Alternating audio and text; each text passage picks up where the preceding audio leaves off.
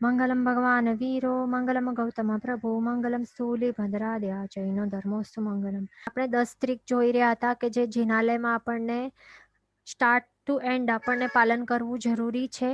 હવે આપણે 7th trick જે છે પ્રમાર્જના ટ્રીક, તે હવે આપણે સ્ટાર્ટ કરશું. પ્રમાર્જના ટ્રીકમાં શું છે? પ્ર એટલે કે ઉપયોગપૂર્વક અને માર્જના એટલે શું? પૂંજવું.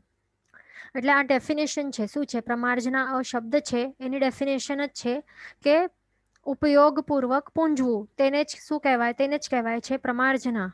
એટલે એનું મિનિંગ શું થયું કે જો ઉપયોગપૂર્વક નહીં પૂંજ્યો તો એ શું કહેવાશે? એ પ્રમાર્જના જ નહીં કહેવાશે ને. એના ડેફિનેશનમાં જ અહીંયા છે કે ઉપયોગપૂર્વક જે પૂંજવામાં આવે તો જ તેને શું કહેવાય કે પ્રમાર્જના કરી. એટલે સમજો કે આપણો ઉપયોગ જ નથી અને એમને એમ જ પૂંજી નાખ્યો તો એનાથી શું લાભ પ્રાપ્ત થાય? પ્રમાર્જના કરી તે કહેવાય? તે નહીં કહેવાય. એ ધ્યાન રાખવાનું. એટલે એનું શું મિનિંગ છે? સિમ્પલ ઉપયોગપૂર્વક એટલે શું? એનું મિનિંગ શું છે કે સમજો કે અહીંયા જે આપણને ફોટોમાં દેખાય છે તો અહીંયા આ બાળક છે તો એ બેસવાનું છે અહીંયા ભાવ પૂજા કરવા માટે, ચૈત્યવંદન કરવા માટે. તો એ શું કરી રહ્યો છે? જ્યાં એ બેસવાનું છે અને જ્યાંથી આવી રીતે પૂંજી રહ્યો છે, આવી રીતે જે છેડો છે એનાથી અહીંયા પૂંજી રહ્યો છે, તો નજર એની ક્યાં છે? નજર એની ત્યાં જ છે ને.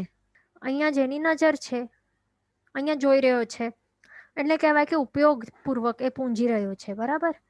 એટલે ઉપયોગપૂર્વક એટલે આપણું ધ્યાન અહીંયા હોવું જોઈએ જ્યાં પ્રમાર્જનાને પૂંજી રહ્યા છે, જે ક્રિયા ચાલુ છે, કાયા દ્વારા જે ક્રિયા કરી રહ્યા છે એમાં જ આપણું ધ્યાન હોવું જોઈએ. એને કહેવાય છે કે ઉપયોગપૂર્વક આપણે એ કાર્ય કર્યું.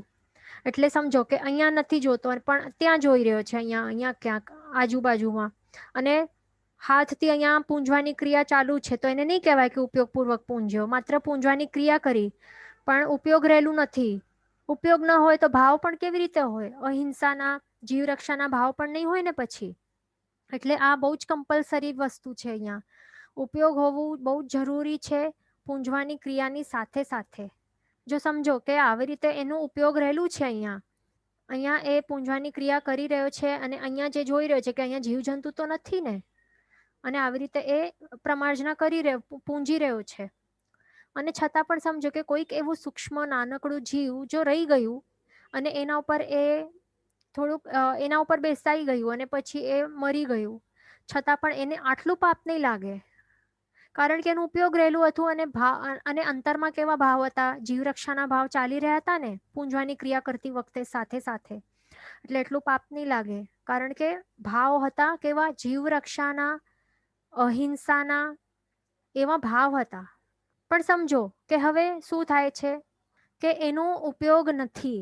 અહીંયા જે કાર્ય કરી રહ્યો છે પૂંજવાનો, અહીંયા ઉપયોગ નથી, અહીંયા ધ્યાન નથી, પણ અહીંયા ક્યાંક ધ્યાન છે, બીજે કોઈક ફ્રેન્ડ છે તો ફ્રેન્ડની ત્યાં દૃષ્ટિ છે, બીજે ક્યાંક ધ્યાન છે અને માત્ર હાથથી પૂંજી રહ્યો છે. તો સમજો કે અહીંયા એક પણ જીવ નથી. બરાબર? ભલે ઉપયોગ નથી પણ એક પણ જીવ નથી અને કોઈ પણ, અને એણે આ ક્રિયા કરી, અહીંયા બેસી ગયો, છતાં પણ એક પણ જીવ મરણ નહીં પામ્યો, પણ છતાં પણ એનો ઉપયોગ રહેલું ન હતું એના કારણે એને પાપ લાગશે. ધ્યાન રાખવાનું. આવું છે. એટલે ઉપયોગ હોવું બહુ જરૂરી છે કારણ કે એના અંદર આ ખાલી કાયાથી આવી રીતે પૂંજવાની ક્રિયા કરી રહ્યો હતો પણ સાચે એમાં કોઈ અંતરથી ભાવ ચાલી રહ્યા ન હતા કે જીવ રક્ષા કરું કે કોઈ જીવ આવી તો નથી જતો ને, એ ધ્યાન અહીંયા એનું હતું જ નહીં. એટલા માટે એને પાપ લાગશે ભલે જીવ કોઈ પણ મૃત્યુ નથી પામ્યો અહીંયા. એટલા માટે કેટલું કમ્પલસરી અને ઇમ્પોર્ટન્ટ પોઈન્ટ છે કે જે પણ આપણે ક્રિયા કરીએ તો એમાં ઉપયોગ હોવું બહુ જરૂરી છે, નહીં તો પાપ લાગે. એ ધ્યાન રાખવાનું. અને ઉપયોગ પૂર્વક કરેલી જે ક્રિયા ન હોય એને કેવી ક્રિયા કહેવાય? એને કહેવાય સમૂર્છિમ જેવી જ ક્રિયા કહેવાય છે. શું કહેવાય છે?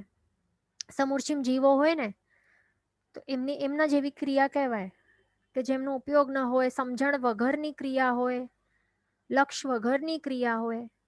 શા માટે કરી રહ્યા છે તો એ ક્રિયા સમૂર્છિમ જીવો જેવી કહેવાય. એટલા માટે આપણામાં અને એમનામાં ડિફરન્સ તો છે ને, તો એટલા માટે આપણને ધ્યાન રાખવાનું. ઉપયોગ પૂર્વકની બધી ક્રિયાઓ કરવાની, સૂત્ર બોલવાના હોય એ પણ ઉપયોગપૂર્વક બોલવાના, એ ધ્યાન રાખવાનું. પછી હા, તો અહીંયા શું છે કે 3 વાર કરવાનું છે. આ જે ખેસથી જે ભૂમિની પ્રમાર્જના કરવાની છે તો એ કેટલી વખત 3 વાર કરવું જરૂરી છે અને પછી જ બેસવાનું. અને બહેનોએ દુપટ્ટાથી કરી શકાય, દુપટ્ટાના છેડાથી અથવા તો રૂમાલથી આવી રીતે પ્રમાર્જના કરીને જ બેસવાનું હોય છે દેરાસરમાં. એ ધ્યાન રાખવાનું. માત્ર સામાયિકમાં એવું નથી કે માત્ર સામાયિકમાં ચરવડાથી કરવાનું હોય, પણ આપણે જેમ કહ્યું કે ડેલી લાઈફમાં પણ એવી રીતે કરી શકાય. ખાસ તો દેરાસરમાં તો આ કરવા જેવું કમ્પલસરી વસ્તુ છે. એ તો કરવું જરૂરી છે, ધ્યાન રાખવાનું. બરાબર. અને ભાવો પણ કેવા ચાલવા જોઈએ તે પણ આપણે જોયા. પછી આગળ આવે છે આલંબન ત્રિક. 8મું છે આલંબન ત્રિક. એમાં શું છે કે એમાં 3 પ્રકારના આલંબન છે: સૂત્ર આલંબન, અર્થ આલંબન અને પ્રતિમા આલંબન. તો પહેલું છે સૂત્ર આલંબન. એ અહીંયા ક્વેશ્ચન એક્ઝામમાં આવી શકે છે, એક્ઝામ આ ત્રિક્સમાંથી, કે આલંબન ત્રિકના 3 ત્રિક છે તો એ સમજાવો, એવું પણ આવી શકે છે 5 માર્ક્સ ક્વેશ્ચન. એ બધું પાકો કરી લેવાના બધા. કેટલાક જણને અહીંયા મિસ્ટેક થતી હોય છે, યાદ આવતા ન હોય કેટલાક જણને. આ બાયહાટ કરી લેવાનું. પહેલું છે સૂત્ર આલંબન, બીજું છે અર્થ આલંબન અને ત્રીજું છે પ્રતિમા આલંબન. તો સૂત્ર આલંબનમાં શું હોય છે કે ચૈત્યવંદન વગેરેમાં જે પણ સૂત્ર છે તો તે સ્પષ્ટ, પ્રોપર, પરફેક્ટ ઉચ્ચાર સાથે બોલવા જરૂરી છે. એમાં ધ્યાન રાખવાનું. અને એમાં ધ્યાન રાખવાનું એટલે શું? ઉપયોગપૂર્વક બોલવાનું છે. એટલે જે સૂત્ર બોલી રહ્યા છીએ તો તે એકદમ પરફેક્ટલી, જ્યાં કાનો માત્રા મીંડી હોય, જ્યાં હોય તો તે પરફેક્ટ પ્રોનાઉન્સિએશન હોવું જોઈએ. ગડબડ ચાલવી ન જોઈએ. જ્યાં જોડાક્ષર હોય તો તે જોડાક્ષર પણ પ્રોપરલી બોલવાના. એ ધ્યાન રાખવાનું. અને એમ જ શોર્ટમાં બોલી દઈએ ફટાફટ એવું પણ નહીં ચાલે. ભલે વાર લાગે પણ સ્પષ્ટ ઉચ્ચાર કરીને બોલવા જોઈએ.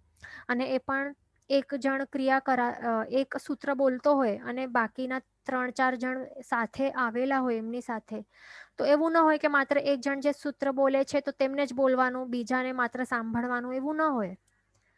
એક બોલે છે જોરથી, એ બોલે છે, પણ બાકીના જે 3 જણ છે એની સાથે જે ક્રિયા કરી રહ્યા છે તો એમને પણ બોલવાનું હોય, પણ કેવી રીતે? મનમાં. એને પણ સાથે સાથે સૂત્ર બોલવા જરૂરી છે, ધ્યાન રાખવાનું. આપણે શું કરતા હોઈએ, એક જણ સૂત્ર બોલતો જાય, ચૈત્યવંદન વગેરેના સૂત્ર બોલતો જાય ને, મુથ્થડમ વગેરે, અને આપણે શું કરીએ, આપણું મન બીજે ક્યાંક ભમતો હોય ને, એવું થાય ને. અને અહીંયા ત્યાં જોતા રહીએ એટલે આપણું ધ્યાન પણ ન હોય. માત્ર સ્તવન જ્યારે ગાવામાં આવે તો ત્યારે બધા સાથે ગાય, તો એવું ન ચાલે. સૂત્ર પણ હોય ને, એક જણ ભલે બોલતો હોય પણ બાકીના બધાને જ બોલવાનું જરૂરી હોય, કમ્પલસરી હોય, તો જ કહેવાય કે આપણે પણ ચૈત્યવંદન કર્યું છે. એવું થોડી કે એક વ્યક્તિને જે બોલનાર છે એને જ ચૈત્યવંદન કરવાનું, એવું કંઈક પનિશમેન્ટ છે? એવું નથી ને. એટલે એક બોલતો હોય, બાકી બધાને સાથે સાથે મનમાં બોલવું કમ્પલસરી છે. અને આ માત્ર દેરાસરમાં, ચૈત્યવંદનમાં નહીં હોય, બટ પ્રતિક્રમણ હોય, સામાયિક લેતા હોઈએ તો એ બધામાં એવું જ હોય. પ્રતિક્રમણમાં પણ એક બોલતો હોય અને બાકી જણાને મનમાં બોલવાનું હોય છે, તો જ કહેવાય કે બધાએ આપણે પ્રતિક્રમણ કર્યું છે. નહીં તો કહેવાય પણ નહીં કે આપણે કર્યું છે. માત્ર ત્યાં બેસીને શું કરવાનું છે એ ધ્યાન રાખવાનું. બીજું છે અર્થ આલંબન. તો એમાં શું છે કે ચૈત્યવંદનના સૂત્રો બોલતા તેના અર્થની વિચારણા કરવાની. એટલે સૂત્ર તો આપણે બોલી રહ્યા છીએ, પણ સાથે સાથે એના અર્થ પણ ચાલવા જોઈએ. એટલે આપણે બોલી રહ્યા છીએ ને ગુજરાતી, હમણાં ક્લાસમાં આપણે સંભળાય છે, તો એ બોલતા બોલતા મને મિનિંગ પણ ખ્યાલ છે ને મનમાં સાથે. મિનિંગ લાઈક આપણી જ લેંગ્વેજ હોય તો આપણે જે બોલી રહ્યા છીએ એનું મિનિંગ તો આપણને ખ્યાલ જ હોય ને, મનમાં ચાલતું જ હોય ને. તો એવું જ હોવું જોઈએ ચૈત્યવંદનના સૂત્ર માટે. ભલે એ ડિફરન્ટ લેંગ્વેજ છે પણ પાકો એવી રીતે કરી લેવાનો શબ્દાર્થ કે એના આપણે બોલીએ ને, કોઈ પણ સૂત્ર બોલીએ, ઈર્યા વહિયા વિરાહણાએ, આપણે જે બોલીએ એક જે પણ વર્ડ્સ બોલતા જઈએ તો એનું એવું લાગવું જોઈએ કે આપણી લેંગ્વેજ છે અને એનું મિનિંગ આપણને સમજાય છે, આપણી જ ભાષા છે, એવી રીતે બોલવાનું. એને કહેવાય છે અર્થની વિચારણા કરવાની. એટલે એના માટે અર્થ પણ એકદમ પાક્કા હોવા જોઈએ, એ ધ્યાનમાં રાખવાનું. શબ્દાર્થ બાયહાટ કરવા બહુ જ કમ્પલસરી છે. શબ્દાર્થ આવશે તો ભાવાર્થ પણ આવી જશે ને. આપણને ખ્યાલ તો હોવું જોઈએ કે આપણે પ્રભુ સમક્ષ શું બોલી રહ્યા છીએ. એમના એમ જ કંઈક બાયહાટ કરેલું હોય અને એ બોલી ગયા, પતી ગયું, થઈ ગયું આપણું ભાવ પૂજા. તો એને ભાવ પૂજા કહેવાય કે જેમાં ભાવ જ ન હોય એને કેવી ભાવ પૂજા કહેવાય? એ પછી દ્રવ્ય પૂજા થઈ જાય ને. દ્રવ્ય પૂજા અને ભાવ પૂજામાં કંઈક ફરક તો હોય ને, તો આ ફરક તો આ જ છે ને. જ્યારે એના અર્થની વિચારણા કરશું તો ત્યારે જ ભાવ આવશે ને. તો એવી રીતે હોય. પછી છે પ્રતિમા આલંબન. અને હા, આ અર્થ આલંબન એમ સ્ટાર્ટિંગમાં બધાને ડિફિકલ્ટ લાગશે કે સૂત્ર બોલતા બોલતા અર્થની વિચારણા કરવાની થોડુંક ડિફિકલ્ટ લાગશે, પણ પ્રેક્ટિસની સાથે થોડાક દિવસોમાં થઈ જશે. બહુ ઇઝી છે. પ્રેક્ટિકલી આ કરવા જેવું છે અને કરવાનું જ હોય છે. આપણને ધ્યાન રાખવાનું. ઈર્યાવૈય સૂત્ર પણ કેટલું સરસ સૂત્ર છે. એના શબ્દાર્થ જો પાકા કરો તો ખ્યાલ આવે કે એમાં આપણે શું બોલી રહ્યા છીએ. ઈર્યાવૈય સૂત્ર બોલતા બોલતા પણ કેવલ જ્ઞાન પ્રગટ થઈ શકે છે. એટલે એવી ભાવધારામાં ચડી શકાય છે, પણ જો અર્થ ખ્યાલ હોય તો જ થઈ શકશે ને. એવી ભાવધારા આવશે ને આપણામાં, નહીં તો કેવી રીતે આવશે? એટલે શબ્દાર્થ બાહાટ કરવા કેટલા ઇમ્પોર્ટન્ટ છે. પછી છે પ્રતિમા આલંબન. અને હા, બીજું કે અર્થ બાહાટ કરવા માટે કે સૂત્ર સમજવા માટે એવું એકદમ એવું કમ્પલસરી નથી કે આપણને પ્રાકૃત સંસ્કૃત એકદમ મસ્ત આવવું જોઈએ. એવું પણ કોઈ જરૂરી નથી. માત્ર વોકેબ્લરી લાઈક આ શબ્દાર્થ છે, મિનિંગ્સ છે, બાયહાટ કરી લેશું તો પણ ઇનફ છે. એવું કંઈ જરૂરી નથી. અને આવે તો બસ વધારે સારું છે, પણ જો નહીં આવડતું હોય તેમાં એવી કઈ વાત નથી કે આવશે જ નહીં પછી અર્થની વિચારણા જ નહીં કરી શકાય, એવું કંઈ નથી. શબ્દાર્થ પણ પાકા કરી લેશું, ભલે સંસ્કૃત પ્રાકૃત આવડતું ન હોય છતાં પણ મિનિંગ્સ બાયહાટ કરી લઈએ તો રોજ પ્રેક્ટિસ સાથે પછી અર્થની વિચારણા પણ કરી શકાય છે. બહુ સરસ એવી કરી શકાય છે. ધ્યાન રાખવાનું, કરવાનું છે. પછી છે પ્રતિમા આલંબન. એમાં શું છે? ચૈત્યવંદન કરતી વખતે દૃષ્ટિને પ્રભુ પ્રતિમા તરફ જ રાખવાની. તો આ આવું જ છે જે આપણે ત્રિદિશી વર્જન ત્રિક જોઈને 3 દિશા ત્યાગ એવા ટાઈપની જ છે આ. એમાં પણ શું છે કે ચૈત્યવંદન કરતી વખતે પ્રભુ પ્રતિમા તરફ જ આપણી દૃષ્ટિ, નજર હોવી જરૂરી છે. અહીંયા ત્યાં જોવાનું નહીં. અને આ પ્રતિમાનું આલંબન લઈને જ આપણને ક્યાં સુધી પહોંચવાનું છે? નિરાકાર સુધી. સાકારનું આલંબન લઈને આપણને નિરાકાર સુધી પહોંચવાનું છે. આ બધા શું છે? જો આલંબન ત્રિક છે. અને આલંબન શા માટે કહેવાય છે? કારણ કે હા, આલંબન બને છે. આલંબન એટલે શું? કે એક નિમિત્ત બને છે, એમ કહી શકાય. આલંબન એટલે શું? કે એનું સપોર્ટ લઈને આપણે ક્યાંક સુધી પહોંચવાનું હોય તો એને આલંબન કહેવાય, સપોર્ટ. જેમ કે લેડર હોય ને, સીડી હોય ને, લેડરનું સપોર્ટ લઈને આપણે ઉપરના માળા સુધી ચડી શકીએ, ઉપર સુધી. તો એ સપોર્ટ લઈને આપણને ક્યાં ચડવાનું, ક્યાં પહોંચવાનું છે? તો આ તો પહેલું છે સૂત્ર, અર્થ અને પ્રતિમા આલંબન. આના 3 આલંબન છે. તો આ 3 આલંબન લઈને આપણને ક્યાં સુધી પહોંચવાનું છે? ભાવ સુધી પહોંચવાનું છે. એ મેન છે. બરાબર? એટલે આ સૂત્રનું આલંબન લઈને એનું અર્થની વિચારણા કરીને પ્રભુ પ્રતિમાનું આલંબન લઈને આપણને ભાવ લાવવાના છે. કેવા ભાવ?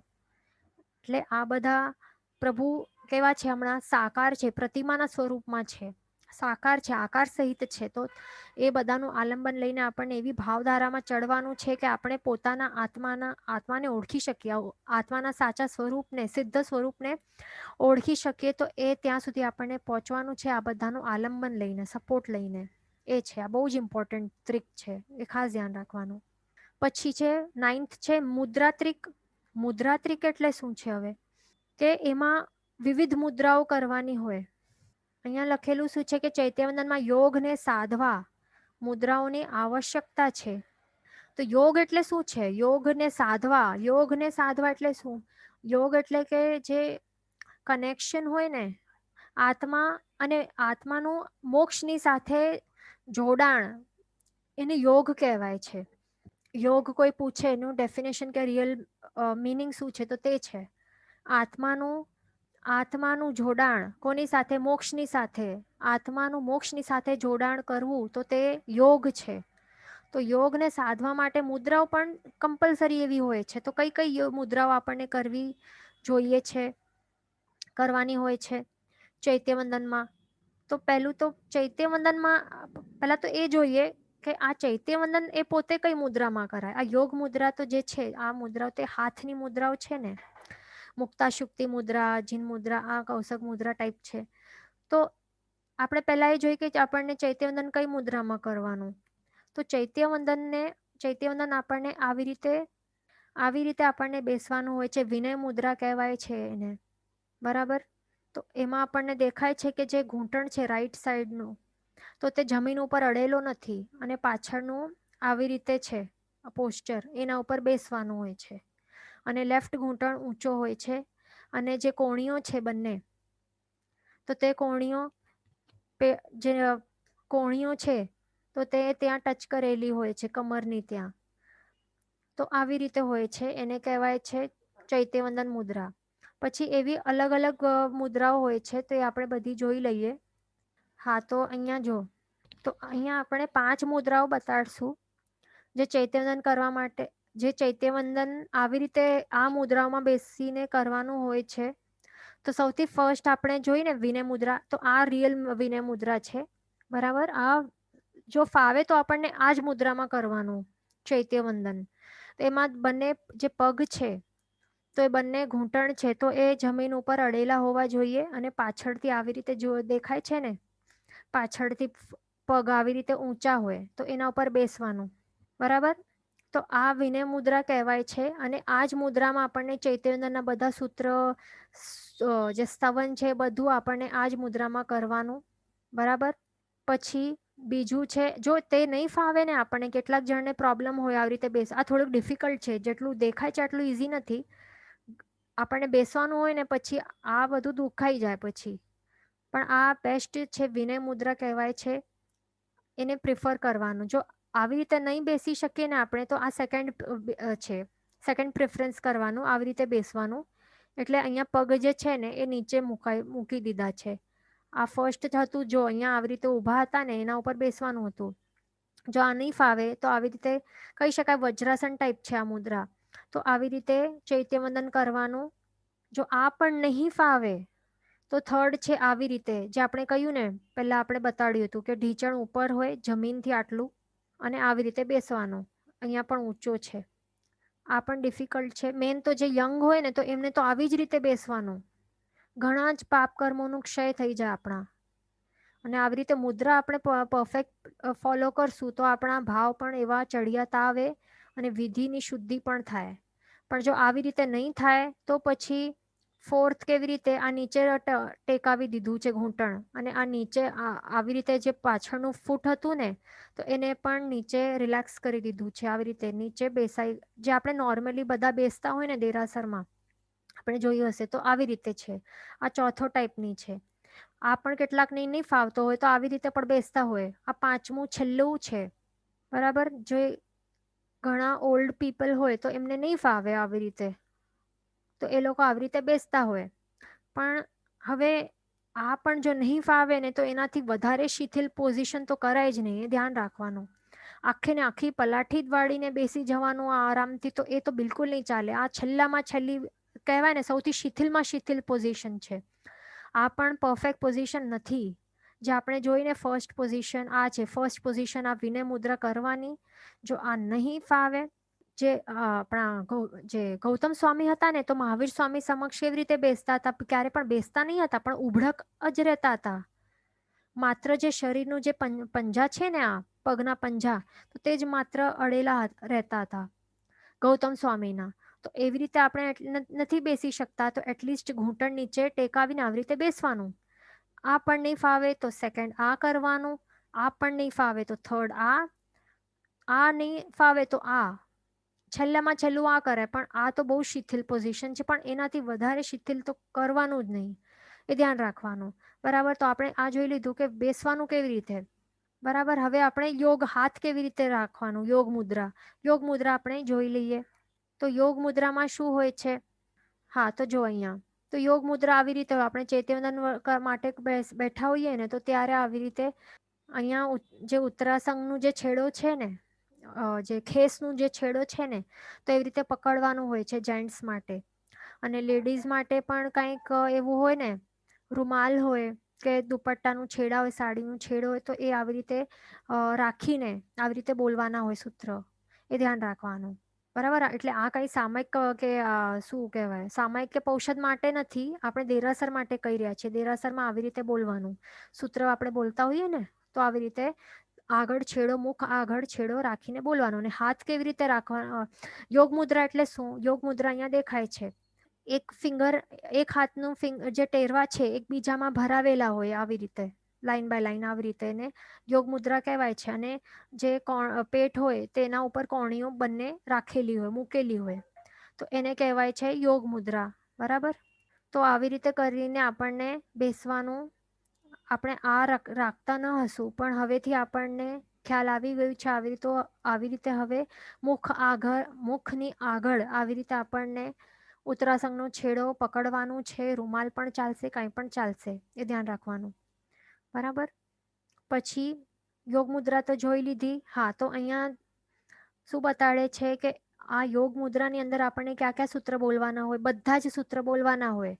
જે જય વિયરાય સૂત્ર છે એ સિવાયના બધા જ સૂત્ર એ આપણને યોગ મુદ્રામાં બોલવાના હોય, તે ધ્યાન રાખવાનું. બરાબર. પછી છે મુક્તાશુક્તિ મુદ્રા. તો મુક્તાશુક્તિ મુદ્રા આપણે જોઈ લઈએ કેવી રીતે હોય કરવાની. 1 મિનિટ. હા, તો આવી રીતે પકડવાની હોય, પણ સ્ટ્રેટ હોય. આ આડો છે ફોટો, પણ આવી રીતે પકડવાનું હોય. એટલે મોતીનો છીપ હોય ને, આપણે શેલ્સ જોયું હશે ને, કે જેમાંથી જે ઓયસ્ટર હોય, ઓયસ્ટરનું શેલ્સ જોયું હશે ને, કે કેવી રીતે હોય. આવી રીતે ગોલ હોય અને અંદર એક મોતી હોય ને, તો એ મોતી શું છે? મોતી રૂપી આપણી પ્રાર્થના છે. જે આપણે હૃદયના જે ભાવ છે, તો એ મોતી રૂપે કહેવાય છે. અહીંયા એની ઉપમા આપેલી છે. બરાબર. જેમ કે આપણી જે પ્રાર્થના છે, પ્રાર્થના રૂપી મોતી છે, તો એ ડાયરેક્ટ એ પણ હૃદયના જે ભાવો છે, તો એ આપણે આવી રીતે એનું પ્રતીક અહીંયા બતાડે છે. બરાબર. એટલા માટે અહીંયા મુક્તાશુક્તિ મુદ્રા કરવાની હોય છે. પણ શેમાં હોય છે? જય વિયરાય સૂત્રમાં હોય છે. તો જય વિયરાયમાં આપણે શું કરતા હોઈએ? માંગણીઓ કરતા હોઈએ ને, 13 માંગણીઓ. બરાબર ને?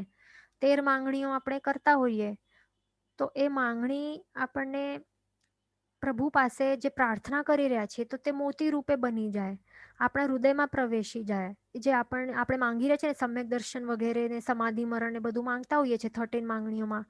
પરર્થ કરણમ છે એન્ડ ઓલ, જે ગુરુજનની સેવા, એક્સેટ્રા એક્સેટ્રા. જે સંસારથી કંટાળો મને થાય, ભવ નિર્વેદ હું પ્રાપ્ત કરું, ઈષ્ટફલની સિદ્ધિ, એ જે પણ છે 13 માંગણીઓ, તો તે બધી આપણને પ્રાપ્ત થાય, તો તે માંગણી કરવાની છે. એના માટે આપણે આ ખાસ મુક્તાશુક્તિ મુદ્રા આપણને આવી રીતે ધારણ કરવાની હોય છે. તો એમાં શું આપણે જોયું કે મોતીની છીપ કેવી રીતે અંદરથી હોલો હોય, એવી રીતે અંદરથી આવી રીતે પોલી રાખવાની હોય છે. બરાબર. અને એની અંદર આપણને શું ઝીલવાનું હોય? આપણા જે પ્રાર્થનાઓ છે, 13 પ્રાર્થના રૂપી મોતી છે, તો તે આપણને અહીંયા અંદર ધારણ કરવાના હોય છે. એટલા માટે આ હોય છે. અને એમાં શું હોય છે કે આપણને શું કરવાનું હોય કે એમાં હાથ હોય ને, તો એ સહેજ ઊંચા રહે. કેવી રીતે હોય? થોડાક ઊંચા પકડવાના. પણ બહેનો માટે કેવી રીતે હોય? બહેનો માટે એકદમ બહુ ઊંચા કરવાના ન હોય. મર્યાદા હોય ને, એ મર્યાદાનું પાલન કરવા માટે એમને બહુ ઊંચા હાથ પકડવાના ન હોય. એમનું જે નાક છે ને, નાસિકાનું છે ને ભાગ, તો ત્યાં સુધી જ એ હાથ આવવું જોઈએ, એનાથી ઉપર નહીં જવું જોઈએ, એવું હોય છે. બરાબર. આ 2 મુદ્રાઓ જોઈ લીધી. હવે ત્રીજી મુદ્રા છે જીન મુદ્રા. તો જીન મુદ્રામાં શું છે? જીન મુદ્રા આવી રીતે કરવાની હોય છે કે એમાં શું હોય? જો પહેલા તો પગનું આપણે પોઝિશન જોઈ લઈએ. જે બંને પગ છે એમાં આગળનું જે ભાગ છે, એમાં 4 આંગળી ફિંગર્સ છે, એનું અંતર રાખવાનું. બરાબર. આપણી જે પોતાની જે 4 આંગળીઓ છે, તો એટલું ડિસ્ટન્સ રાખવાનું. અને પાછળથી 4 આંગળીઓથી કંઈક ઓછું અંતર હોય, તો એવી રીતે રાખવાનું. અને બંને હાથ સાઈડમાં આવી રીતે લાંબા સ્ટ્રેટ રાખવાના. અને જે દૃષ્ટિ છે આપણી, એટલે ટોટલી આંખો બંધ ક્યારે ન હોય. એમાં શું હોય? આંખો બંધ નહીં હોય, પણ કેવી રીતે હોય? નાસિકા ઉપર સ્થિર રાખવાની હોય. એટલે હાફ આઈઝ ક્લોઝડ હોય અને હાફ આઈઝ બંધ હોય, એવી રીતે હોય છે. અને જો પ્રભુ સમક્ષ આપણે કૌશક કરતા હોઈએ, તો ત્યારે શું કરવાનું? પ્રભુ સમક્ષ આપણને દૃષ્ટિ સ્થિર રાખવાની હોય, તે ધ્યાન રાખવાનું ખાસ. અને એ પણ પ્રભુની જે પ્રભુનું જે આજ્ઞા ચક્ર કહેવાય ને, બંને જે આઈબ્રોઝ છે, આઈબ્રોઝની વચમાં, તો ત્યાં આપણને ત્યાં જ એટલે ત્યાં જ આપણને જોવાનું, તાકીને દૃષ્ટિ એકદમ સ્થિર રાખવાની ત્યાં. અને આવી રીતે કૌશક ધ્યાનમાં આપણને ઊભો રહેવાનું. તો એને જીન મુદ્રા કહેવાય છે, ધ્યાન રાખવાનું. ઓકે. આપણે આ મુદ્રા ત્રિક પણ જોઈ લીધું. હવે આગળ છે 10મું છે પ્રણિધાન ત્રિક.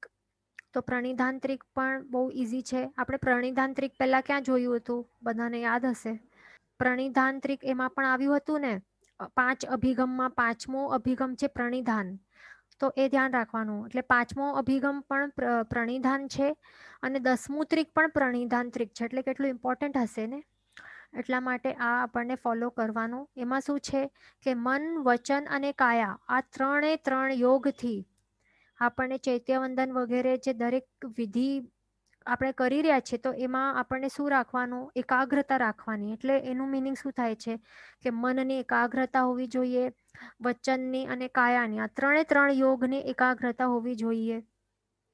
એટલે મન જે વિચારે તો તે ભગવાનનું જ વિચારે, આત્માનું વિચારે, એના સિવાય બીજું કાંઈ નહીં વિચારે. વચનની એકાગ્રતા એટલે શું? જે પણ બોલીએ તો એ દેરાસર સંબંધી હોય કે પ્રભુ સંબંધી હોય, દેટ્સ ઇટ. સંસારની વાતો નહીં કરાય, સંસારની મનથી વિચારણા નહીં કરાય. અને કાયાની એકાગ્રતા એટલે શું? કે કાયા જે પણ પ્રવૃત્તિ કરશે તો એ કેવી હશે? જાણ્યાપૂર્વક હશે અને પ્રભુની સેવા પૂજા જ કરશે કાયા. એના સિવાય બીજું કોઈ પણ કાયા દ્વારા પ્રવૃત્તિ નહીં કરાય. જેમ કે પોતાના શરીરનો મેલ ઉતારવા કે બીજું કંઈ એવી કોઈ પોતાના શરીર માટે સ્વાર્થવાળી જે પ્રવૃત્તિ તે બધી કંઈ પણ નહીં કરાય. એ ધ્યાન રાખવાનું. એટલે મન, વચન, કાયા આ 3ની એકાગ્રતા આવી રીતે હોય. અને એ પણ શું છે અહીંયા ચૈત્યવંદન વગેરે દરેક વિધિમાં ચૈત્યવંદન કરી તો ચૈત્યવંદન અનુસારે જે પણ વિધિ હોય, જેમ કે આપણે પહેલા જોયું કે પ્રમાર્જના પહેલા કરવાની હોય કે સ્તવના ગાવાની હોય, તો સ્તવન આપણે ગાઈએ તો મોઢાથી કાયાથી ભલે આપણે પ્રભુની સ્તવન કરી રહ્યા છીએ, પણ સાથે સાથે વચન પણ પ્રભુની સ્તવના કરે છે, પણ મનથી પણ પ્રભુની સ્તવનામાં આપણું મન પણ ત્યાં જ પરોવેલું હોવું જોઈએ. એવું નહીં ચાલે કે મનથી બીજું કંઈક વિચારી રહ્યા છે ને માત્ર મોઢેથી આપણે કંઈક સ્તવન બોલી રહ્યા છીએ, એવું નહીં ચાલે. એટલે 3ની સાથે એકાગ્રતા હોવી જોઈએ. તેનું નામ છે પ્રણિધાંત્રિક. તે ધ્યાન રાખવાનું. બરાબર. તો આવી રીતે આપણે 10 સ્ત્રીક અહીંયા જોઈ લીધા કે જે આપણને દેરાસરમાં પાલન કરવા બહુ જરૂરી છે, કમ્પલસરી છે. અને પ્રભુની દર્શન પૂજા શું કરવાનું? 5 અભિગમ સહિત, 7 શુદ્ધિ સહિત અને 10 ત્રિક સહિત આ 3 વસ્તુઓ આપણને જાળવવી જરૂરી છે. એ ધ્યાન રાખવાનું જિનાલયમાં. હવે આપણે આગળ શું જોઈશું? આગળ હવે આપણે જોઈશું કે જિનાલયમાં આપણે પ્રવેશ કરીએ એટલે આપણું ક્રમ શું હોવું જોઈએ? લાઇનસર. એટલે કેવી રીતે આપણને એન્ટ્રી કર્યા લીધા બાદ એની અંદર આપણે પ્રવેશ કર્યો એના બાદ આપણને લાઇનસર શું કરવાનું હોય, તો એ આપણે હવે જોશું. તો પહેલું તો આપણે ઘરે અહીંયા શું છે, બીજી વાર નિસિહી બોલીને પ્રવેશ કરવો એમ છે ને. કેમ? કારણ કે ફર્સ્ટ નિસિહી તો આપણે ઘરે જ બોલી દીધી હતી ને, એટલા માટે અહીંયા નથી લખેલું. કારણ કે ફર્સ્ટ નિસિહી તો ઘરે જ બોલવાની હોય. બરાબર. પછી આપણે આગળ માર્ગમાં આવ્યા પછી જિનાલયમાં પ્રવેશ કર્યો તો ત્યાં હવે બીજી વાર સેકન્ડ વાળી નિસિહી બોલાશે અહીંયા. પણ એનાથી પહેલા જ આપણે જો શિખરનું દર્શન થાય, ધજાનું દર્શન થાય તો ત્યારે પણ નમો જીર્ણમ એ પણ અંજલિબદ્ધ પ્રણામ કરીને નમો જીર્ણમ બોલવાનું હોય ને, એ પણ ધ્યાન રાખવાનું. એ પણ એડ કરી લેવાનું પહેલા. પછી પ્રવેશ કરીએ તો બીજી વખત નિસિહી બોલવાનું હોય. બરાબર. પછી હવે આગળ શું છે? પણ હા, પછી આપણે સૌથી ફર્સ્ટ પ્રભુનું આપણને મુખનું દર્શન થતાં જ આપણને શું કરવાનું હોય? આપણને 2 હાથ જોડી મસ્તક નમાવી નમો જીર્ણમ બોલવાનું. એને શું કહેવાય છે? અંજલિબદ્ધ પ્રણામ. એ ધ્યાન રાખવાનું. એનું નામ શું છે? અહીંયા ફિલ ઇન ધ બ્લેન્ક્સ એવું કંઈ પણ આવી શકે છે એક્ઝામમાં. તો એ છે અંજલિબદ્ધ પ્રણામ. એ આપણને કરવાનું હોય અહીંયા. બરાબર. પછી આગળ આપણને શું કરવાનું? તિલક કરવું જરૂરી છે. તો પહેલા જ આવશે ને તિલકનું જે તે બહાર રાખેલું હોય ને, મિરર હોય, પછી તિલક લગાડવા માટે ત્યાં ચંદન હોય. તો હમણાંના ટાઈમમાં તો ત્યાં ઊભા રહીને કરવામાં આવેલું હોય છે, કારણ કે બહુ રશ હોય છે. પણ પહેલાના કાળમાં કેવી રીતે હતું? આવી રીતે ન હોય. હમણાં જેવી રીતે દેરાસરમાં હોય છે ને એવી રીતે ન હોય. પણ કેવી રીતે હતું કે પાટલો હોય નીચે આપણા બેસવા માટે આપણને, અને પછી ત્યાં પદ્માસનમાં આપણને બેસવાનું હોય, અને પછી પોતે જ જે ઘસે ને એવી રીતે ન હોય કે ત્યાં જ પડેલું હોય. એવી રીતે ન હતું પહેલાના ટાઈમમાં. પહેલાના ટાઈમમાં શું હતું? કે આપણને પોતાની જ કેસર ઘસવાની, ચંદન ઘસવાની. અહીંયા જો ફોટો, અહીંયા જો કેવી રીતે આ લગાડે છે આ શ્રાવક. એવી રીતે જો કેવી રીતે પદ્માસનમાં બેઠેલા છે, એવી રીતે આપણને પાટલા ઉપર બેસવાનું હતું પહેલાના ટાઈમમાં. અને આ જ રાઈટ છે.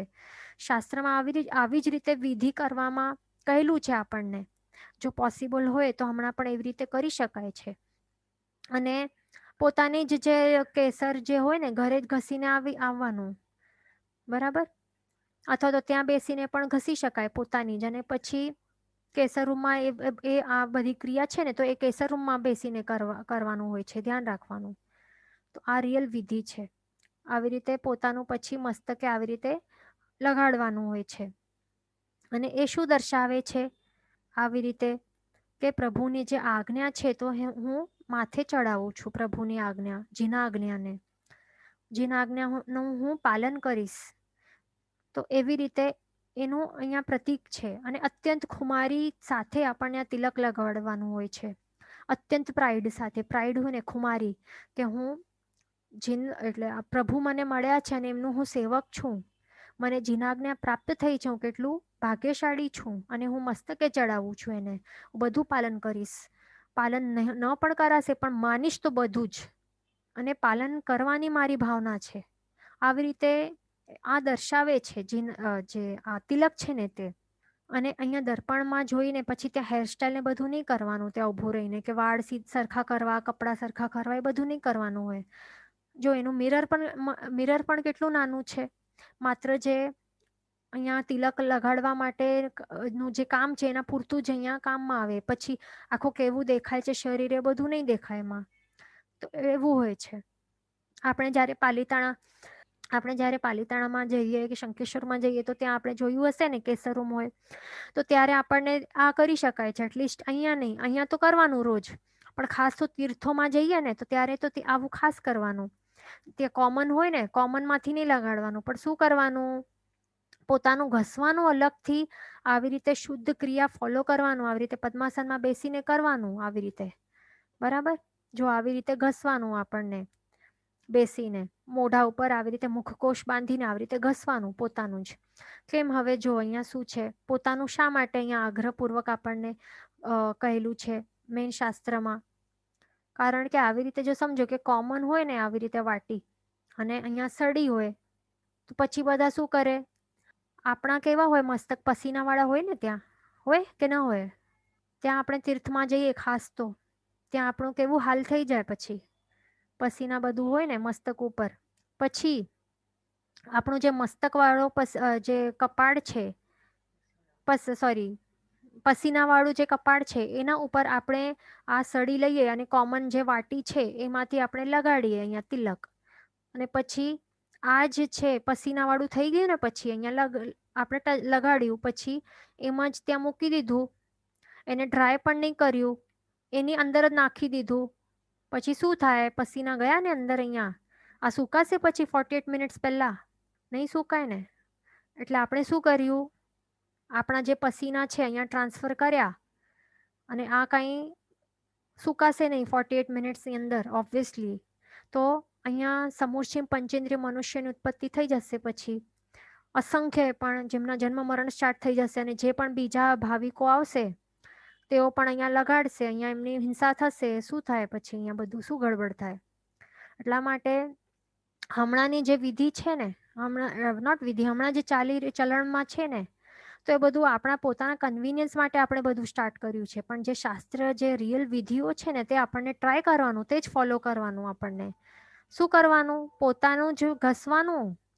પોતાની જ આવી રીતે જે ચંદન છે તો એ ઘસવાનું. અને જેટલું જોઈએ એટલું, એટલે સાઈડમાં થોડુંક લેવાનું.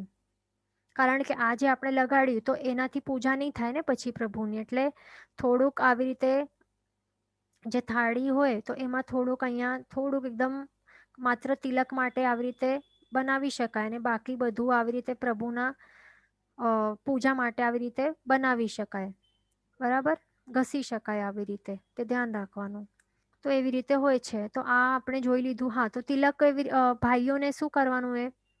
ભાઈઓને દીવાની જે જ્યોત છે એના આકારનું તિલક કરવાનું હોય અને બહેનોને કેવું ઘોડ આકારના ચાંદલો કરવાનો હોય છે. આ ડિફરન્ટ છે, એ ધ્યાન રાખવાનું. પછી આપણને શું કરવાનું? ઘંટનાદ કરવાનું. આપણને ઘંટનાદ પણ કેટલી વખત કરવાનું હોય? 3 વાર. જ્યારે આપણે પ્રવેશ કરીએ ને સ્ટાર્ટિંગમાં, તો 3 ટાઈમ્સ કરવાનું હોય છે. અને આ ઘંટનાદ 3 ટાઈમ્સ શા માટે કરવાનું હોય અને એ શું દર્શાવવા માટે 3 ટાઈમ્સ કરવાનું હોય? કે મન, વચન અને કાયાને હું પ્રભુ ભક્તિમાં જ સ્થાપિત કરીશ. મન, વચન, કાયાને પ્રભુની ભક્તિમાં જ હું સ્થાપિત કરીશ. એના માટે આપણને 3 ટાઈમ્સ ઘંટનાદ કરવાનું હોય છે. અને આ ઘંટનાદ દ્વારા શું થાય છે? બીજા આપણને લાભ શું થાય છે? શરીરમાં રોગો હોય ને તો તે દૂર થઈ જાય. દુષ્ટ વિદ્યાઓ હોય તો તે પણ ફેલ થઈ જાય. આપણા ઉપર કોઈ પ્રયોગ કરતો હોય તો એ પણ ફેલ થઈ જાય. આપણા ઉપર અસર નહીં થાય. કારણ કે એના વાઇબ્રેશન્સ એવા હોય ને ઘંટનાદના, તો એનાથી બધું મેલી વિદ્યાઓ આ બધું હોય ને બધું ભાગી જાય, બધું નષ્ટ થઈ જાય. બીજા જે વ્યંતર દેવો હોય, જે દુષ્ટ વ્યંતર દેવો હોય, ક્ષુદ્ર દેવો કહેવાય, જેમને આ બધા વિઘ્ન કરવા મન એટલે બહુ મજા આવતી હોય, તો એવા જો કોઈ હોય તો એ પણ ભાગી જાય ડરીને. તો એવું હોય છે આ ઘંટનાદનો પ્રભાવ. એના ઉપર પણ આપણે જોયું હશે ને કે આવું કાંઈ નોર્મલ ઘંટ નથી. એના ઉપર આપણે જોયું હશે કે ઘંટાકર્ણ મહાવીરનું આવી રીતે હોય ને, યંત્ર ડ્રો કરેલું હોય ને એના ઉપર. એટલે એ પણ અભિમંત્રિત હોય. એવું કાંઈ સિમ્પલ નોર્મલ ઘંટ નથી હોતું આ. એટલા માટે આ વધારે પાવરવાળું હોય છે, તે ધ્યાન રાખવાનું. અને બીજું મેટલની તો શક્તિ છે જ એમાં, મેટલના વાઇબ્રેશન. એટલે બધું એ આખો એઝ અ હોલ આ પ્રભાવશાળી હોય છે. તો એવું હોય છે. પછી આપણે અંદર એન્ટર કર્યો તો હવે શું કરવાનું? બીજું બધા જણ બહુ એક ગડબડ કરતા હોય. જેમ કે હવે અહીંયા પ્રભુજી છે. એક મિનિટ, પ્રભુનો ફોટો આપણે લાવીએ. હા, જો અહીંયા દેરાસરમાં સમજો કે અહીંયા પ્રભુજી છે, તો હવે અંદર આપણે પ્રવેશ કર્યું તો હવે જેન્ટ્સને ક્યાં ઊભો રહેવાનું ને લેડીઝને ક્યાં ઊભા રહેવાનું? આપણે કેટલી વખત આપણે દર્શન કરવા જઈએ તો લેડીઝને ક્યાં, એટલે ગડબડ કરતા હોય કેટલાક જણ. જેન્ટ્સને ક્યાં ઊભા રહેવાનું હોય? પ્રભુનું જે રાઈટ હેન્ડ હોય ને, રાઈટ હેન્ડ ક્યાં છે? આ છે. પ્રભુનો રાઈટ હેન્ડ સાઈડમાં જેન્ટ્સને ઊભો રહેવાનું હોય, એટલે કે શ્રાવકોને. અને લેડીઝ હોય તો એમને પ્રભુનું જે લેફ્ટ હેન્ડ છે ને, તો એ લેફ્ટ હેન્ડ સાઈડ લેડીઝને ઊભો રહેવાનું હોય છે. એટલે જો દેરાસરમાં જોઈએ તો રાઈટ સાઈડ લેડીઝમાં, રાઈટ સાઈડ હોય લેડીઝ માટે, એટલે કે પ્રભુનું લેફ્ટ હેન્ડ સાઈડ. અને જેન્ટ્સ માટે કયો હોય? પ્રભુનું રાઈટ હેન્ડ સાઈડ, એટલે કે એમ દેરાસરમાં લેફ્ટ સાઈડ. પણ આપણે જોયું હશે ને કેટલીક વખત જ્યાં લેડીઝને ઊભો રહેવાનું હોય તો ત્યાં જેન્ટ્સ ઊભા રહી જતા હોય, તો લેડીઝ કેવી રીતે કરે ત્યાં દર્શન? અથવા તો જ્યાં જેન્ટ્સને કરવાનું હોય ઊભા રહીને દર્શન, તો ત્યાં લેડીઝ ઊભી હોય તો કેવી રીતે કરાય? બધું ગડબડ થઈ જાય. બધું નહીં કરવાનું. જેના માટે જ્યાં હોય છે વિધિ પ્રમાણે ત્યાં જ ઊભો રહેવાનું. ગડબડ નહીં કરવાની. વ્યવસ્થા એટલે જેવી રીતે આવી રીતે શાસ્ત્રમાં કહેલું છે તો તેવી જ રીતે આપણને ઊભો રહેવાનું હોય છે. ક્યારે પણ સેન્ટરમાં નહીં ઊભો રહેવાનો. કેટલાક જણ શું કરે? એકદમ વચમાં બરાબર જોઈને પ્રભુને એકદમ સેન્ટરમાં ઊભા રહી જતા હોય દર્શન માટે. કેટલાક જેન્ટ્સ ઊભા રહી જાય, લાંબા લાંબા હોય હાઈટો. પછી પાછળથી તો કોઈ જે ભાવ પૂજા કરતા હોય ચૈત્યવંદન, તો એ કેવી રીતે કરે? લેડીઝ પણ ઊભી રહી જાય તો બીજા જે પણ બેઠા છે એમને પણ દર્શન નહીં થાય, અંતરાય પડે બીજાના દર્શનમાં. એટલે ક્યારે પણ સેન્ટરને એકદમ ખાલી રાખવાનું. ક્યારે નહીં. પછી પાછળથી આપણને અવાજ આવે કે વચમાંથી સાઈડમાં થાઓ, વચમાં કોણ ઊભા છો, એ બધું આપણને સાંભળવા મળે. તો એ જે આપણે નિમિત્ત બની રહ્યા છીએ ને, આપણા કારણે એ લોકોને આવી રીતે અવાજ કરવું પડે છે. તો એ બધાનું નિમિત્ત આપણે બન્યા, એટલે આ પાપ તો આપણને જ લાગશે ને. બીજાની જે ભક્તિ છે, ભક્તિમાં અંતરાય પાડવાનું નિમિત્ત તો આપણે જ બની રહ્યા છે. એટલા માટે ક્યારે અંતરાય નહીં બનવાનું. અંતરાય રૂપ ક્યારે નહીં બનવાનું. આપણે જો આવી રીતે સેન્ટરમાં એકદમ પોતાના સ્વાર્થ માટે એકદમ સેન્ટરમાં ઊભા રહીને આપણે દર્શન કરશું, બીજાનું જે થાય તે થાય, બીજાને દર્શન થાય કે ન થાય, આપણને ઊભા રહેવાનું છે. ત્યાં પછી સ્તુતિ બોલવાની 1 કલાક સુધી ઊભો રહીને, તો એનાથી શું થશે? આવી રીતે સ્વાર્થવાળી જે આપણે આ જે ભક્તિ છે, તો તે કાંઈ ભક્તિ કહેવાશે કે? આ ભક્તિ નહીં કહેવાય. સ્વાર્થ ન હોય. ભક્તિ કેવી હોય? નિસ્વાર્થ ભક્તિ હોય. સાચી ભક્તિ એવી હોય. સમર્પણ ભાવવાળી ભક્તિ હોય. અને બીજાનું આવી રીતે અંતરાય પાડવાનું તો એવું બિલકુલ નહીં ચાલે. એ ખાસ ધ્યાન રાખવાનું. સાઈડમાં ઊભા રહેવાનું. લેડીઝને દેરાસરની રાઈટ સાઈડમાં, જેન્ટ્સને દેરાસરના લેફ્ટ સાઈડમાં બસ ત્યાં જ ઊભા રહેવાનું પોતપોતાની જગ્યામાં.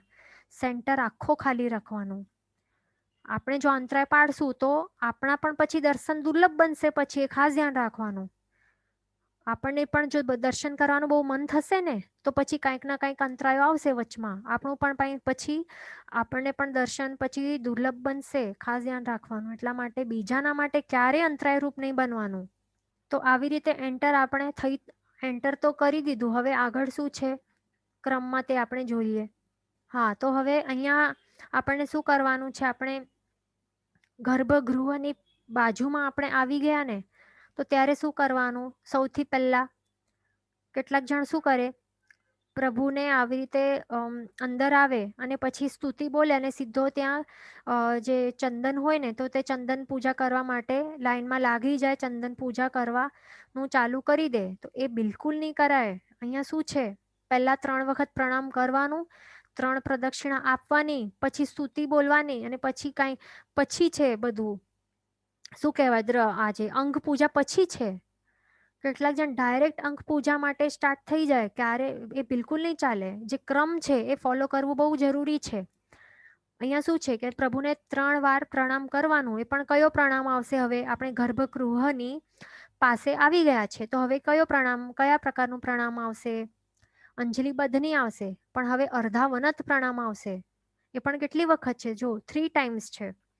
3 ટાઈમ્સ અર્ધા વનત પ્રણામ કરવાનું એટલે આખો કમરથી ઝૂકવાનું હોય છે. અહીંયા આખો કમરથી ઝૂકીને 3 વખત પ્રણામ કરવાનું છે.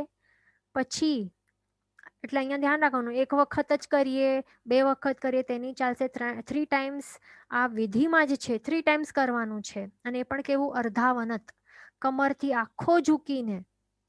આખો એવું પોઝિશન થઈ જવું જોઈએ 90 ડિગ્રીઝ જેવું. આખો 90 ડિગ્રીઝનું પોઝિશન આપણું થઈ જવું જોઈએ. આટલો આખો કમરથી ઝૂકી જવાનું. બરાબર. 40 ઓપ્ટિવ્સ એંગલ નહીં ચાલશે, ધ્યાન રાખવાનું. પછી 3 પ્રદક્ષિણા આપવાની હોય છે. અહીંયા પણ ધ્યાન રાખવાનું કે 1 પ્રદક્ષિણા પણ નહીં ચાલે, 2 પણ નહીં ચાલે, પણ કેટલી, મિનિમમ 3 એ કમ્પલસરી છે. 3 અને 3 થી વધારે કેટલી પણ ચાલશે, પણ 3 થી ઓછી નહીં ચાલે. એટલે સૌથી પહેલા પ્રણામ કરવાનું, 3 પ્રદક્ષિણા આપવાની. પછી શું કરવાનું, સ્તુતિ બોલવાની. સ્તુતિ પણ કેવી રીતે, મધુર કંઠે બોલવાની છે, ગંભીર સ્વરે. જેનો અર્થ આપણને મીનિંગ ખબર હોય ને એવી સ્તુતિ બોલવાની. તો આપણામાં ભાવ પણ વધારે આવે. અને જો પ્રાચીન હોય તો વધારે સારું. જો પ્રાચીન સ્તુતિઓ બોલીએ તો, અને એ પણ 3 બોલવાની મિનિમમ. કેટલી બોલવાની, મિનિમમ 3 સ્તુતિઓ બોલવાની શાંતિથી, ભાવપૂર્વક. 3 થી વધારે ચાલે કેટલી પણ, 108 પણ બોલી શકાય. એનાથી પણ વધારે જો ભાવ હોય તો બોલી શકાય, પણ વધારે બોલવાની તો પછી શું કરવાનું, બેસી જવાનું શાંતિથી. પાછળ જઈને શાંતિથી બેસી જવાનું અને પછી બોલવાની, પછી શાંતિથી સ્તુતિઓ. બરાબર. અને બીજાને ડિસ્ટર્બ થાય ને તો એટલા જોરથી આપણને ઘોંઘાટ કરીને નથી ગાવાનું. એ ધ્યાન રાખવાનું. ભલે રાગ આપણા બહુ સરસ હોય, છતાં પણ બહુ જોરથી નહીં ગાવાની કે બીજાના ભક્તિમાં અંતરાય રૂપ બનીએ. ધ્યાન રાખવાનું. મધુર કંઠ ભલે હોય પણ ગંભીર સ્વરે. એટલે માત્ર જે બાજુવાળો એકદમ બાજુમાં ઊભો હોય ને તો એને જ સંભળાય ને, બસ આટલું જ, એનાથી વધારે નહીં. એનાથી બહુ મોટા સ્વરે નહીં ગાવાનું. એ ધ્યાન રાખવાનું. અને મીનિંગ ખબર હોય ને અને બાયહાટ કરેલી હોય એવી સ્તુતિઓ બોલવાની. પછી શું છે, તો પહેલા તો આ બધું કરવું જરૂરી છે. પછી પૂજાનું વારી આવશે. કેટલાક જણ ભાગી જતા હોય પૂજા કરવા માટે. અભિષેક ચાલુ હોય, પૂજા ચાલુ હોય તો ભાગી જાય ત્યાં. બીજું બધું સાઈડમાં. પછી પ્રદક્ષિણાઓ પછી આપે કે ન પણ આપે, ગડબડ બધું કરતા હોય, પ્રણામ કરતા હોય, ન હોય, બધું ગડબડ કરતા હોય. એ બધું નહીં ચાલે. ખાસ ધ્યાન રાખવાનું. ક્રમસર જ કરવાનું છે આપણને બધું. પ્રેક્ટિસ કરશું તો બધું યાદ થઈ જશે. આવતીકાલથી પ્રેક્ટિસ કરવાનું છે, બધું લાઈનસર કરવાનું. પછી છે મુખકોશ બાંધવાનું છે. તો એ મુખકોશ પણ ક્યાં બાંધવાનું, આપણને પ્રભુની સમક્ષ નહીં બંધાય, પણ થોડુંક થાંભલો ક્યાંક આવતું હોય ને વચ્ચે, તો થાંભલાની ત્યાં ઊભા રહીને પછી, એટલે પ્રભુની ડાયરેક્ટ નજર નહીં પડે એવી રીતે મુખકોશ બાંધવાનો. અને કેટલાક જણ શું કરે, અહીંયા જો હવે આવી રીતે પૂજા કરે છે કોઈ, 1 મિનિટ આપણે ફોટો બતાડીએ. જો અહીંયા આવી રીતે પૂજા કરવાનું હોય તો શું કરે, અહીંયા પૂજા સ્ટાર્ટ નથી કરી, પણ શું કરે, અહીંયા સુધી આવી જાય, પ્રભુની આટલા બાજુમાં આવી જાય અને પછી મુખકોશ બાંધવાનું ચાલુ કરે અહીંયા પ્રભુને, તો એનું કઈ મિનિંગ છે? પછી મુખકોશનું કઈ મિનિંગ રહી જાય પછી? જો મિનિંગલેસ છે ને. પછી મુખકોશ અંદર આવીને પ્રભુની અહીંયા આટલો બાજુમાં આવીને પછી બંધાય કે પહેલા જ બાંધવાનું હોય? ગર્ભગૃહ છે ને એની બહાર જ આપણને ઉભો રહીને આપણને મુખકોશ બાંધવું જરૂરી છે. કેટલાક જણ અંદર આવે, લાઈનમાં ઊભા રહે, પછી બાંધતા જાય, અથવા તો અહીંયા બાજુમાં આવી જાય ને પછી બાંધે. એ બધું ગડબડ નથી કરવાની. જે ગર્ભગૃહ છે એની પ્રવેશ કરતા પહેલા જ બહાર જ, અને એ પણ પ્રભુની નજર નહીં પડે ત્યાં જ આપણને આ મુખકોશ બાંધવાનો. એ પણ 8 ફોલ્ડ આવવા જોઈએ, એ ધ્યાન રાખવાનું. કેટલા? 8 ફોલ્ડ. અને એ પણ નહીં ચાલે કે અહીંયા નાક અહીંયા ખુલ્લો હોય. કેટલાક શું કરતા હોય, હમણાં બધા કોરોનાના માસ્કથી બચવા માટે માસ્ક પહેરે ને, તો અહીંયા સમજો આટલું નાક છે, આ મોઢું છે, બરાબર? તો જો આવી રીતે સમજો કે હોય તો શું કરે, મુખકોશ હોય ને તો મુખકોશ અહીંયાથી બાંધે. 1 મિનિટ. હા, મુખકોશ અહીંયાથી આવી રીતે બાંધે. નાક તો ખુલ્લો હોય, નાકથી તો બધી હવા આવે છે બહાર. અહીંયા પ્રભુનું મુખ હોય તો ત્યાં તો બધી આવે છે. ચાલે આવું? નહીં ચાલે ને. કેવી રીતે ચાલે? પછી કેટલાકનું કેવી રીતે બાંધેલું હોય, અહીંયા ઉપરથી બાંધે નાનકડું આવું, તો આ પણ ચાલે? અહીંયાથી તો મોઢું ખુલ્લું છે, અહીંયાથી પણ બધું કંઈક છીંક વીંક આવશે, બધું પડશે બહાર, કંઈ બોલશે તો આવશે બધું દુર્ગંધ બહાર, અશુભ પરમાણુ આવશે બહાર, પ્રભુને ત્યાં બધું અડાઈ જશે. કેવી રીતે ચાલે? એટલે મેન અહીંયા શું છે, મુખકોશ હોય ને તો તે અહીંયાથી કરીને આખો આટલો કવર હોવું જરૂરી છે. આખો એટલે નાક પણ કવર થવું જોઈએ અને મોઢું પણ કવર થવું જરૂરી છે. ખાસ ધ્યાન રાખવાનું. બરાબર આખો આવી રીતે પહેરવાનું, આવી રીતે. પછી કેટલાક જણને ખ્યાલ પણ ના આવે, અહીંયા નીચે પડી જાય અને પૂજા કરતા જાય. બધું ગડબડ આપણને નથી કરવાની. ખાસ ધ્યાન રાખવાનું. ઓકે, તો હવે આપણે આ જોઈ લીધું. પછી આગળ શું છે, મુખકોશ બાંધી દીધું, અંદર પ્રવેશ કર્યો. હવે પ્રવેશ કર્યો આપણે, પછી આપણને કઈ વાતની ખાસ ધ્યાન રાખવાનું છે હવે? હા, બીજું આપણે અંદર પ્રવેશ કરશું ને તો ત્યાં શું આવશે, નીચે આપણે જોયું હશે કે કંઈક સિંહ અને વાઘ જેવા આપણે આકૃતિ જોયા હશે ને, જે સ્ટેપ્સ છે ને, જ્યારે આપણે અંદર એન્ટર કરીએ તો ત્યારે સ્ટેપ્સ હોય, તો ત્યાં આપણે સાઈડમાં રાઈટ અને લેફ્ટ સાઈડમાં આપણે જોયું હશે ને કે એક ભયંકર સિંહ જેવી આકૃતિ દેખાતી હોય છે. તો આ શું છે કે એક જે શાસ્ત્રમાં અહીંયા શું શાસ્ત્રકાર ભગવંતો શું કહે છે કે આ કઈ શું છે, આ એનિમલ્સ ને આ બધું નથી, પણ આ શું છે કે એક છે તો એ રાગ રૂપી વાઘ છે અને બીજું છે દ્વેષ રૂપી સિંહ, એવું છે. એટલે મેન તો શું છે, એક રાગ છે અને બીજું છે દ્વેષ. તો આપણને આ રાગ અને દ્વેષ ઉપર પગ રાખીને અંદર પ્રવેશવાનું હોય છે. શું હોય છે? આ જે રાગ દ્વેષ રૂપી જે છે ને બંને, તો એના ઉપર પગ રાખીને અંદર પ્રવેશવાનું હોય છે. અને કેવી ભાવના ભાવવાની છે એને જોઈને પણ. એટલે આપણે કહ્યું હતું ને કે દેરાસરમાં એક આકૃતિઓ છે ને કોઈ પણ મિનિંગલેસ નથી અહીંયા. એટલે આ કોઈ મિનિંગલેસ નથી આકૃતિઓ, પણ શું છે, એકનું આલંબન લઈને આપણને ભાવો ભાવવાના હોય છે. એટલા માટે આવી રીતે આકૃતિઓ હોય છે અહીંયા. તો એક છે રાગ અને દ્વેષ. તો હવે આપણે આ બંને છે તો એમને જોઈને આપણને કેવા ભાવો ભાવવાના છે એમનું આલંબન લઈને, કે પ્રભુ આપની જેમ જ હું પણ આ રાગ દ્વેષનું નાશ કરીને, આપ કેવી રીતે વિતરાગી બન્યા છો તો એવી રીતે હું પણ વિતરાગી બની શકું. હા, તો એવી રીતે આપણને ભાવના ભાવવાની છે. અહીંયા ક્વેશ્ચન છે કે do we have to put legs on both while entering since those are at a bit of distance? તો એવું એટલે એના ઉપર લિટરલી પગ રાખીને નથી જવાનું. એટલે એવું નથી કે ખાસ એના ઉપર જ પગ રાખવાનો. એટલે ભાવો એવા ભાવવાના છે. મેન આ છે. એટલે એ જોઈને આપણને એને આલંબન રૂપ લેવાનું છે અને ભાવો એવા ભાવવાના છે આપણને, કે આ એક રાગ છે અને બીજું છે દ્વેષ રૂપી છે. આ જે જલચર હોય છે, જે સમુદ્રમાં જલચર હોય ને, એક એનિમલ, એક રાગ રૂપી છે અને બીજું છે દ્વેષ રૂપી. તો એવા ભાવો આપણને મેન એ ભાવવાના છે. પણ વચનું સ્ટેપ છે એના ઉપર પણ આપણે પગ મૂકી શકીએ, કે અહીંયા સાઈડમાં અહીંયા જે સ્ટેપ છે અહીંયા પણ ક્યાં પણ મૂકી શકીએ. એટલે એવું કંઈ નથી. અને અહીંયા આપ પગ રાખશો તો સ્લીપ પણ થવાના ચાન્સ છે. એટલે અહીંયા પગ નહીં રાખતા, એ ધ્યાન રાખવાનું એના મોઢા ઉપર. બરાબર?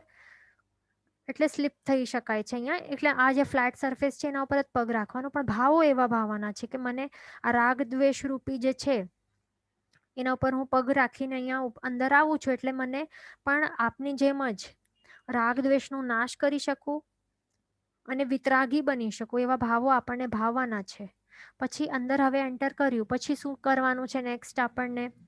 હા, હવે આપણે એન્ટર કર્યું તો હવે સૌથી ઇમ્પોર્ટન્ટ વસ્તુ શું કરવાની છે? એકદમ ઇમ્પોર્ટન્ટ છે કે હવે આપણને મૌન હવે ધારણ કરવાનું છે. શું કરવાનું છે? કમ્પલસરી, સંપૂર્ણપણે પિન ડ્રોપ સાયલેન્સ, મૌન ધારણ કરવાનું છે આપણને હવે. ઓકે, તો અહીંયા આપણને હવે બહાર આપણે હતા ને આ ગર્ભગૃહની બહાર, તો ત્યાર સુધી આપણને એક છૂટ હતી ને, આપણે જે બીજીની સિંહ આપણે કહી, તો બીજીની સિંહમાં શું છૂટ રાખી હતી કે દેરાસર સંબંધી વિચારણા કે બોલવાની છૂટ હતી ને આપણી. તો હવે એ છૂટ પણ હવે કેન્સલ થઈ જશે. હવે આપણે ગર્ભગૃહમાં એન્ટર કર્યું ને, એક પગ રાખ્યું ને, તો હવે એ છૂટ પણ નથી હવે આપણા પાસે. એટલે દેરાસરની વહીવટ સંબંધી પણ હવે બોલવાની છૂટ નથી, ન તો વિચારવાની છૂટ છે. એટલે હવે શું કરવાનું છે? માત્ર આપણે જે અંગ પૂજા કરશું એમાં જ હવે આપણે મન વચન કાયની એકાગ્રતા, પ્રણિધાન એમાં જ હોવું જોઈએ. અને બીજા કોણ શું કરે છે એ ત્યાં આપણને જોવાનું નથી, કે કોઈને પણ આપણને સૂચનાઓ પણ આપવાની નથી. હવે કાંઈ બોલવાનું જ નથી મોઢામાં, તો સૂચના કેવી રીતે અપાશે? અને સૂચના જ આપવાની નથી તો હવે જોવાનું પણ શા માટે? કોણ પ્રોપરલી પૂજા કરે છે કે કોઈ ગડબડ કરે છે, તે હવે આપણી જિમ્મેદારી નથી. બરાબર ને? હવે જો કહેવાનું હોય, જો દેખાઈ જાને કહેવાનું હોય તો બહાર આવીને કહેવાનું, જે કહેવાનું હોય ગર્ભગૃહની બહાર જઈને. એ પણ દેરાસરથી બહાર જઈને આ બધું કરાય તો એ પણ શાંતિપૂર્વક, તો એ શ્રેષ્ઠ છે. પણ અંદર તો હવે પિન ડ્રોપ સાયલેન્સ એ કમ્પલસરી છે. એક લેટર પણ મોઢામાંથી જેનું નીકળે તો એનું પાપ કર્મનું બંધ થશે, ખાસ ધ્યાન રાખવાનું. કારણ કે અંદર એક પરમ પવિત્ર એક ઓરા હોય છે.